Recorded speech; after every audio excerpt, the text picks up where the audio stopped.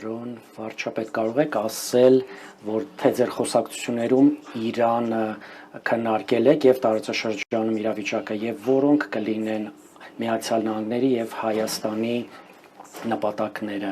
եւ խնդիրները հաշվի առնելով վերջին ժամանակաշրջանի դիվանագիտական փոխանակումները։ Որ Միացյալ Նահանգների եւ Հայաստանի Հանրապետության համագործակցության առանցքում մի նպատակ կա եւ այդ նպատակը խաղաղությունը եւ կայունությունն է եւ մեր բոլոր գործողությունները եւ համագործակցությունը Միացյալ Նահանգների հետ ուղղված են խաղաղությանը եւ կայունությանը եւ ես համոզված եմ, որ այդ նպատակը իրագործել մենք արդեն տեսել ենք, տեսնում ենք արդեն Ես առիթ ունեցա ասելու, նաև իմ բացման խոսքում, ընդլայնված կազմով հանդիպման ժամանակ, որ շատ կարևոր է արձանագրել, որ այն խաղաղությունը,